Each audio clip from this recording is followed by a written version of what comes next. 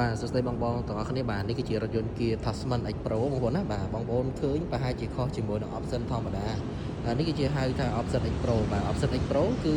បងប្អូនឃើញហ្នឹងបាទបើគេវាខុសកង់ប្រភេទកង់ cross បាទហើយកម្ពស់គឺកម្ពស់ជាប្រភេទ option X line បាទហើយឈ្នាន់នេះជាប្រភេទឈ្នាន់ដែកបាទឈ្នាន់ដែកបងប្អូនណាឃើញគេឈ្នាន់ដែកហ៎បាទអញ្ចឹងមានតែឲ្យវាកាចខ្ពស់មែនតើហើយអ្វីដែលខុសទៀតគឺខុសជាមួយនឹង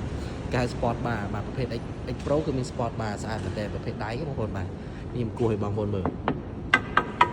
ដៃគេបងប្អូនបាទមួមមែនតើអញ្ចឹងវាបង្កើតជាមួយនឹងទម្ងន់ឡានកាន់តែធ្ងន់ជាងមុនជិះស្រួលជាងមុនថែមទៀតផងបាទហើយប្រភេទទូខាងក្រោយនេះប្រភេទអូតូយើងអាចតម្លាក់បានហើយវាមានបូមជំនួយបាទហើយនៅខាងក្រោយនេះបងប្អូននឹងទទួលបានប្រភេទដូចឆ្នាំងបាយបាទដូចក្បាល2ហើយនឹងភ្លើងសងខាងបងប្អូនណានេះភ្លើងសងខាងបងប្អូនហើយគេមានកន្លែងចងម៉ូតូចងឲ្យបានហើយអា model នេះលើនេះគឺអាច sport bar នេះអាចរូតចុះរូតឡើងបានហើយនេះគឺជាឈ្នាន់យើងអាចធរទម្ងន់បាន100គីឡូជាងបាទសងខាងបងប្អូនណាបាទហើយប្រភេទ X Pro បងប្អូនឃើញនេះកង់ប្រភេទសបក Extreme សបក Cross បាទយ៉ាន17អ៊ីងតែប្រភេទកង់ធំហើយកម្ពស់ខ្ពស់ជាងប្រភេទ X line បងប្អូនឃើញកម្ពស់វា2ទឹកចិត្តចូល3ទឹកហើយបងប្អូនណាបាទខ្ពស់មែនតើ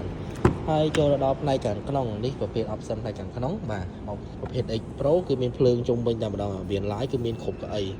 បាទជំនឿថាមានទាំងមុខខាងក្រោយគឺគ្រប់កន្លែងគឺមានមានឡើងហើយបងប្អូនទទួលបាន speaker Harman Kardon បាទព្រោះមែនតើបាទហើយកៅអីផ្នែកខាងក្រោយយើងអាចផ្អែកបានមានហើយយើងអាចតម្រេតរុញកៅអីទៅមុខថយក្រោយបានបងប្អូនណាមានន័យថាពេលដែលយើងរុញកៅអីខាងទៅមុខខាងក្រោយក៏ត្រូវធ្វើការតម្រេតដែរដើម្បីឲ្យអ្នកបើកអង្គុយខាងក្រោយគឺស្រួលខ្លួនបងប្អូនណាអញ្ចឹងឡាន pick up កម្រនឹងមានណាបងប្អូនណាបាទអញ្ចឹងជា Tasman នេះធ្វើមកគឺល្អមែនតើហើយពុកប្រភេទពុកស្បែកស្អាតមែនតើហើយនេះគឺជាខ្សែក្រវ៉ាត់ហើយមានកន្លែងដាក់អីវ៉ាន់ច្រើនបងប្អូនណានេះគឺកន្លែងដាក់អីវ៉ាន់សងខាងខាងខ្នងនេះក៏មានដែរបាទឥឡូវចូលមកដល់ផ្នែកតកង់បាទផ្នែកតកង់មានប្រភេទ option ច្រើនដែលខ្ញុំចង់និយាយបាទមានដូចជាកៅអីក្តៅជាក់សងខាងមានកៅអីនេះហើយកៅអី passenger គឺមានកៅអីក្តៅជាក់ហើយមាន memory seat បងប្អូនណានេះគេហៅការកំណត់ទីតាំងកៅអីយើងធ្វើការចុច set កៅអីបានដោយសារឥឡូវយើងអត់ set បើយើង set កៅអីទៅវារត់តាមទីតាំងដែលយើង set ហើយមានភ្លើងដូចគ្នាហើយដៃទ្វារសភេទស្អាតមែនតើអងីបាក់ទេអានេះគឺមាំមែនតើណាប្រភេទសំជាប្រភេទឡានកម្ពុជា pick up មែន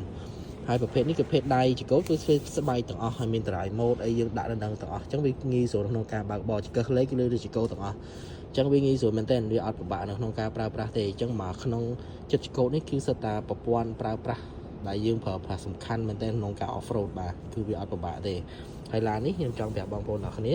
មានដូចជាប្រព័ន្ធតម្លាក់ភ្លើងចុះឡើងអានេះតម្លាក់ភ្លើងខ្ពស់ទៀតបានប្រើអេឡិចត្រូនិក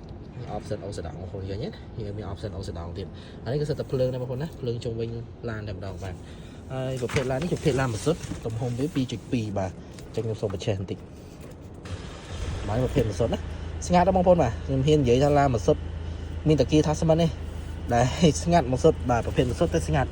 មកពេលយកពុកទ្វារអត់ដឹងឡានឆេះហើយអត់មានអង្គើអត់មានញាក់អីទេចង់បងប្អូនរោមិនក៏អត់អង្គើខ្លាំងបងប្អូនណាឡានតែពិតវាអង្គើដែរប៉ុន្តែគាត់ថាអង្គើតិចបាទវាខុសពីឡានម៉ាស៊ូតផ្សេងឡាគឺវាលន់វាញ័រខ្លាំងអញ្ចឹងបងប្អូនបាទនេះជាប្រភេទ function របស់វានេះ option off road បាទនេះពេលដែលបងប្អូនញាក់កង់ញាក់អីគឺវាប្រាប់ degree របស់យើងនេះកំហាប់ម៉ាស៊ូតអញ្ចឹងវាងាយស្រួលនៅក្នុងការ off road បាទអញ្ចឹង option X Pro មានតែសម្រាប់ឲ្យ X Pro តែប៉ុណ្ណោះហើយឡាននេះមានប្រភេទប៉ុងនឹងរត់ប៉ុង1ក៏បានប៉ុង2ក៏បានជាទូទៅឡាន pick up មានតែ 2X ហើយនិង 4X តែប៉ុណ្ណោះ 4X យើងប្រត់បានគ្រប់80ក្នុងផ្លូវលំបាកបងប្អូនណាតែសម្រាប់ 4A នេះវាហៅថាប៉ុង4 automatic វាធ្វើការផ្ដាច់ហើយនឹងបើក automatic ខ្លួនឯងតែម្ដងបាទជិះរត់លើ100ក៏បានដែរបាទមាន lock ប៉ុង exit mode wireless charge នេះគឺកន្លែងសាកទូរស័ព្ទបន្ថែមទៀតកន្លែងដាក់អីវ៉ាន់បាទនេះកន្លែងដាក់អីវ៉ាន់សិនជាបាទ wireless charge មាន2បច្ចេកពីចម្ងាយបាននេះបើកតបោបានទៀតឡាននេះមានបើកតបោបងប្អូនណាបាទអញ្ចឹងអរគុណបងប្អូនអរគ្នាបាទចាប់អារម្មណ៍តាក់ទងមកបានណាបាទយើងមានក្នុង stock បងប្អូនទិញភ្លាមបានភ្លាមអត់ត្រូវការចាំយូរទេនេះកាមេរ៉ា360ចង់មើលឡានចេះក៏បានឬក៏បងប្អូនចង់មើលចេះក៏បានណាវាមាន function គ្រប់ជ្រុងជ្រោយបងប្អូនមើលតែម្ដងអញ្ចឹងមានងាយស្រួលក្នុងការ off road ណាបាទអញ្ចឹងបងប្អូនដែលមានតម្រូវការប្រភេទយន្ត Kia Tasman X Pro នេះបាទតាក់ទងបងខ្ញុំបានផ្ទាល់បានណាយើងមានទាំង X Line X Pro បាទអរគុណបងប្អូនអរគ្នា